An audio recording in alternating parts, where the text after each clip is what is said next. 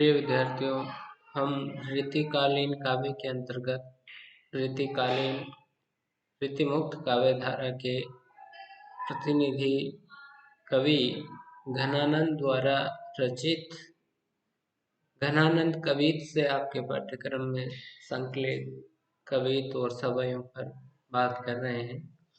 और इस क्रम में हम आपके पाठ्यक्रम में शामिल जो छंद है उनका इस वीडियो में अध्ययन करेंगे। जो आपके पाठ्यक्रम में शामिल अंतिम छंद है घनानंद कवित का, ये अंतिम वीडियो है।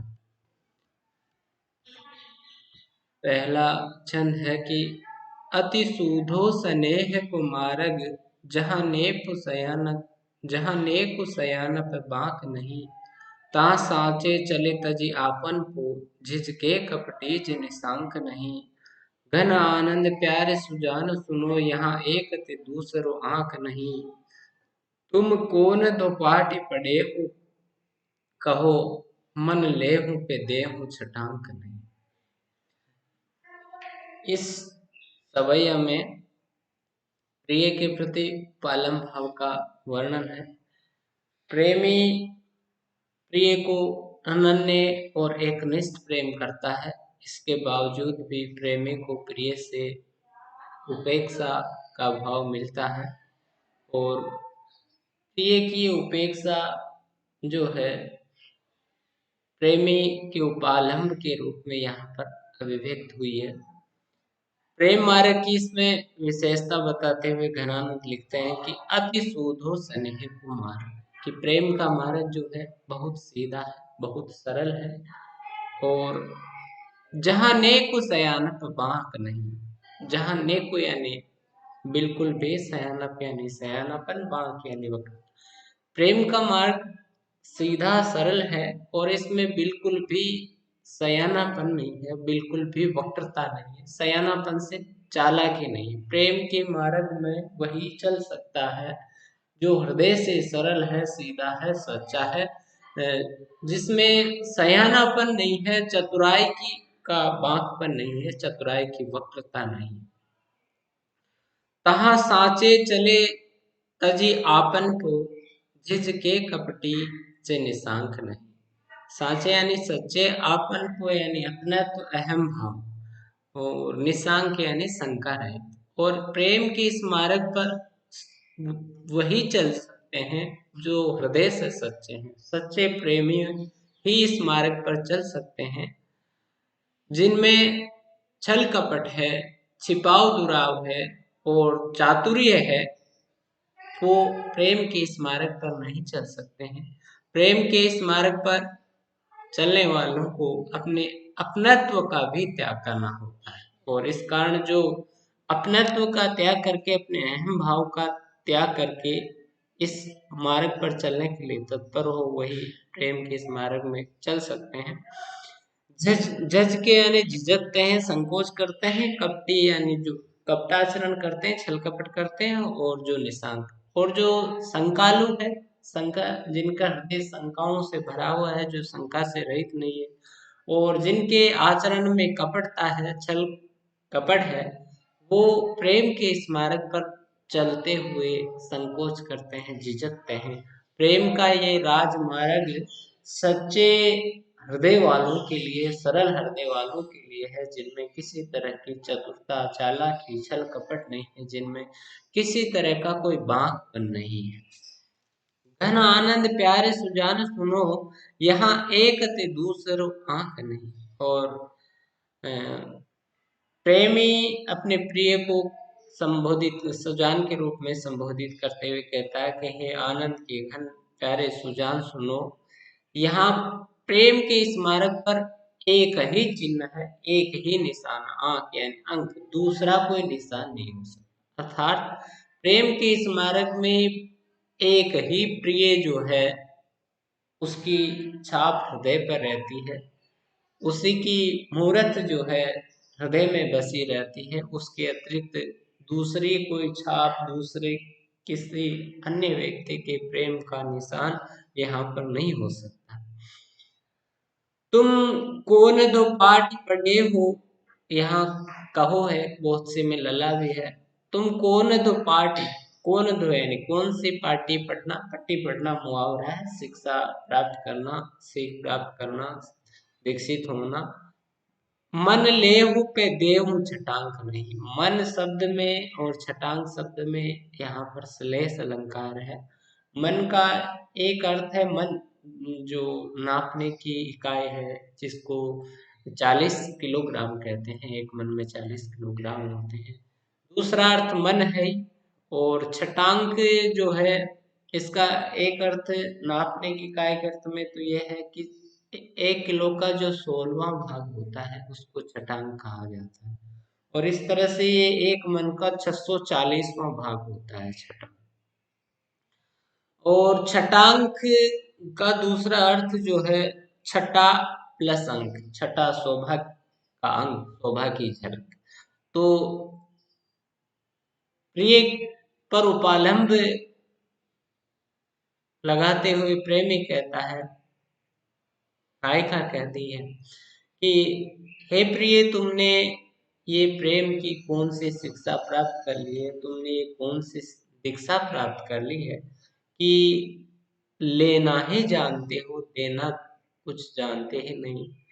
तुमने हमारा तो मन ले लिया, उसके बदले में अपनी शोभा की एक झलक भी नहीं दिखाते। तुमने हमने हमसे तो मन भर 40 किलोग्राम ले लिया, पर अपनी तरफ से मन का 640वां भाग छटांक भी नहीं देते हो। अर्थात अत्यधिक लेकर भी बहुत, अत्यधिक लेकर भी कुछ नहीं देते हो, या बहुत थोड़ा भी नहीं देते हो। तो हमने मन को एक निष्ठ भाव से तुम्हारे प्रति समर्पित कर दिया, उसके बावजूद भी तुम जो है बिल्कुल भी प्रतिदान नहीं करना चाहते हो। और प्रेम की ये विशेषता होती है कि प्रेम दान के बदले में प्रतिदान चाहता है। और प्रिय किसी तरह का प्रतिदान नहीं करता है, उसे के प्रति उपालम भाव जो है इसमें अभिव्यक्त हुआ है। तो अंतिम पंक्ति में इसमें श्लेष अलंकार का प्रयोग हुआ है। सवे अछंद की यति गति और गयिता प्रशस्य है, ब्रज भाषा का लालित्यपूर्ण प्रयोग है, वियोग श्रृंगार है। अगला छंद है, काकी कारी कूर कोकिला कहाँ को बेर काटती रे, कुकी कुकी अब ही करे जो किन कोरी ले, पेंडे पर पापी ये कला पे निस ध्योस जो ही, चातक घातक त्यों ही तू कान फोरी ले, आनंद के घन प्राण जीवन सुजान बिना जाने की अकेली सब घेरो दल जोरी ले, जो लो करे आवन विनोद बर सावन वे, तोलो रे डरारे बजे मारे घन घोरी ले। इसमें विरहिणी की वियोग वेदना को प्रकृति की जो चीजें या उपादान संयोग काल में सुखद प्रदान करती है, वियोग काल में वही चीजें विरहिणी को के दुख को और अधिक उद्दीप्त करती है, बढ़ाती है। और विरहिणी को दो ऋतुएं सबसे अधिक सताती है, एक तो बरसात और एक बसंत। इसमें भी ऐसा ही बरसात का वर्णन है कि बरसात के समय कोयल कूकती है, मोर बोलते हैं और चातक आवाज में वो पीऊ पीऊ करते हैं, बादल गरजते हैं। इनसे उस विरहिणी नायिका की जो वेदना है वो अत्यधिक बढ़ जाती है। और इन सभी के प्रति अपनी भावनाओं को व्यक्त करती हुई जो विरहिणी है वह कोयल को, मोर को, चातक को इसमें उपालम देती है। क्या कह रही है, कारी कूर कोकिला कहाँ को बेर काटती रे। कोयल को संबोधित किया गया है कि हे काली कलूटी, हे क्रूर कोकिल, तू मुझसे कब का भय निकाल रही है, कहाँ की दुश्मनी निकाल रही, कब की शत्रुता निकाल रही। कोयल को काली और कूर दो विशेषणों का कोयल के लिए प्रयोग किया है घनानंद ने। इसका कारण है कि एक तो कोयल रंग से तो काली होती है, पर कुत्ते जो है वह भी काले हैं, कारनाम में काले हैं, क्योंकि कोयल प्रवृत्त है, और प्रवृत्त का अर्थ वो होता है कि वो अन्य अन्य के द्वारा पालित होती है। कोयल कभी भी अपने बच्चों का पालन पोषण खुद नहीं करती है। वो जब भी अंडे देती है तो कौवे के द्वारा बनाए हुए घोंसले में जाकर कौवे के अंडों को नीचे गिरा करके अपने अंडे वहां रख देती है, और कौवा ही उनको जो है पालता है, पोषित करता है बच्चों को। तो कोयल के ये जो कारनामे है कि जिस जो उसको पालता है वो उसकी भी सगी नहीं होती, इसलिए उसको काली कहा गया है कि तेरा रंग ही काला नहीं है, तेरी करनी भी, तेरी करतूतें भी काली है, और तू क्रूर है, निर्दयी है। कि हे काली क्रूर कोकिल, तू मुझसे कब का बे निकाल रही है, कुकी कुकी अब ही करे जो किन कोर ले। तू इसके दो तरह से पनाट कर सकते हैं कि तू कूक कूक कर अभी मेरा हृदय कोरना यानी कुरेद कर क्यों नहीं निकाल लेती है। तू इतना कूक कि मेरा हृदय जो है वो खुरच करके बाहर निकाल ले, ताकि मुझे इस वेदना से मुक्ति मिल जाए। एक यूं कह सकते हैं कि तू बार बार कूक कूक करके मेरे हृदय को क्यों कुरेद रही है, मेरे हृदय को क्यों कचोट रही है, इसे क्यों व्यथित कर रही है, दुखी कर रही है।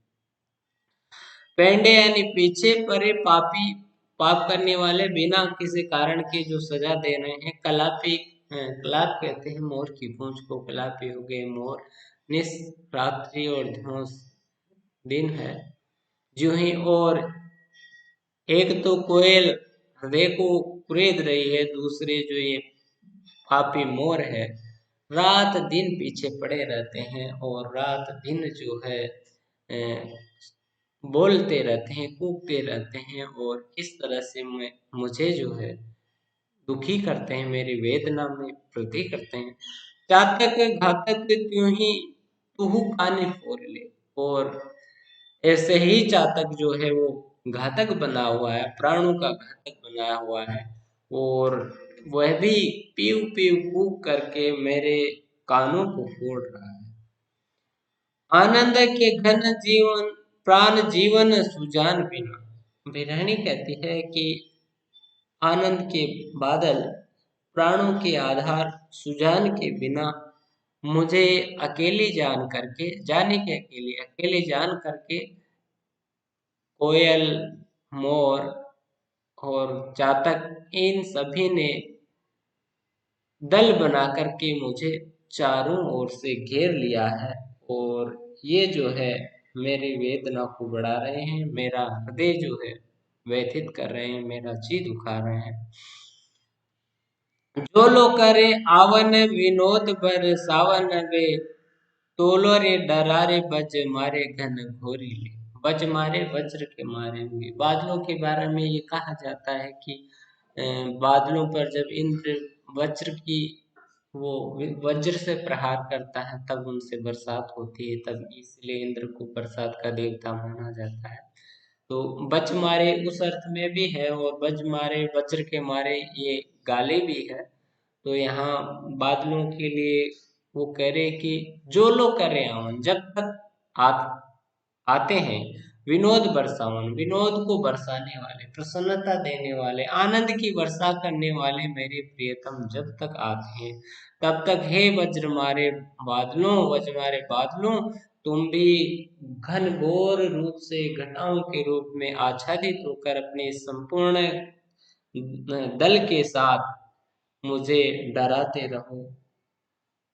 प्रियतम के आने पर ही ये तुम्हारा जो डर है वे वो खत्म होगा, और आनंद की वर्षा होगी। तो एक विरहिणी नायिका के लिए प्रकृति का उद्दीपनात्मक चित्रण इसमें हुआ है। उद्दीपनात्मक चित्रण पहले भी कहा है मैंने कि जहाँ प्रकृति के उपादान विरहिणी के वियोग व्यथा में वृद्धि करते हैं, वहाँ उद्दीपनात्मक चित्रण होता है। यहाँ कोयल, मोर और चातक और बादल, इन सभी को जो है विरहिणी की विरह वेदना को उद्दीप्त करते हुए, उसमें वृद्धि करते हुए बताया गया है। मनहरण कवित छंद है, ब्रज भाषा और वियोग श्रृंगार।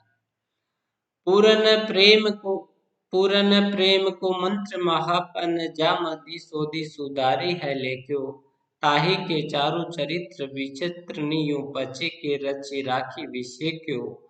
ऐसो हियो हित पत्र पवित्र, जो आन कथा न कहूँ अवर रेख्यो, सो घन आनंद जान अजान लो, टूट कियो पर बाँच न देखो। टूट की जगह यहाँ टूट है। इसमें भी नायिका का या प्रेमी का प्रिय के प्रति उपालम भाव हुआ है। प्रेमी अपने हृदय को प्रेम पत्र के रूप में प्रिय के पास भेजता है, परंतु प्रिय जो है वो हृदय रूपी प्रेम पत्र को बिना देखे ही टूक टूक कर देता है। अर्थात प्रेमी की एक निष्ठ प्रेम के बावजूद भी प्रिय जो है उसकी उपेक्षा करता है। इसी का इसमें वर्णन है। तो हृदय को प्रेम पत्र के पूर्ण प्रेम यानी संपूर्ण प्रेम, पूर्ण प्रेम, सच्चे प्रेम को मंत्र यानी मंत्र, महान प्रतिज्ञा, पन यानी प्रतिज्ञा, जा मध्य जिसके मध्य, शोध यानी शोध करके, अनुसार सुधार करके, लेख्यो यानी लिखा है कि मैंने हृदय रूपी प्रेम पत्र में प्रेम के पूर्ण प्रेम के मंत्र को पूर्ण प्रतिज्ञा के साथ सुधार करके लिखा है। तो एक तो मंत्र जिस विधि विधान से लिखा जाता है, अगर वो विधि विधान से नहीं लिखा जाता है तो वो अपना प्रभाव नहीं छोड़ता है। जिस देवता को संबोधित करते हुए मंत्र लिखा जाता है, अगर उसकी जगह अन्य देवता को संबोधित हो तो वह भी प्रभावकारी नहीं होता। यहाँ प्रिय कह रहा है, प्रेमी कह रहा है कि मैंने प्रेम के मंत्र को पूरी प्रतिज्ञा के साथ सुधार करके और शोध करके अच्छी तरह से लिखा है। और उस प्रेम पत्र में क्या लिखा है, ताहि के चारु चरित्र विचित्र नियु, रचि के रचि राखी विषि। और उस प्रेम पत्र में उस प्रिय के ही चारों यानी सुंदर चरित्र, प्रिय के सुंदर और विचित्र यानी विचित्र, प्रिय के सुंदर और अद्भुत चरित्र को ही विशेष प्रयास करके रचा है, उसी का वर्णन किया है। हृदय रूपी प्रेम पत्र में प्रिय के ही सुंदर और अद्भुत चरित्र का वर्णन हुआ है। ऐसो हियो हित पत्र पवित्र, जो आन कथा न कहूँ अवरेख्यो। और ऐसे हृदय रूपी हित यानी प्रेम, ऐसे हृदय रूपी प्रेम पवित्र प्रेम पत्र में, जिसमें प्रेम की ही पवित्र कथा, प्रिय के ही प्रेम की पवित्र कथा है, उसके अतिरिक्त अन्य किसी की कथा की बिल्कुल भी चर्चा नहीं है, उसकी रेखा भी नहीं है। उस एक निष्ठ प्रेम के पत्र को भी सो घनानंद, उसको भी घनानंद, आनंद की के बादल, आनंद की वर्षा करने वाले प्राणों के आधार, अजान लो, अजान यानी अज्ञानी की तरह, टूक कियो, टुकड़े कर दिया फिर पाचे।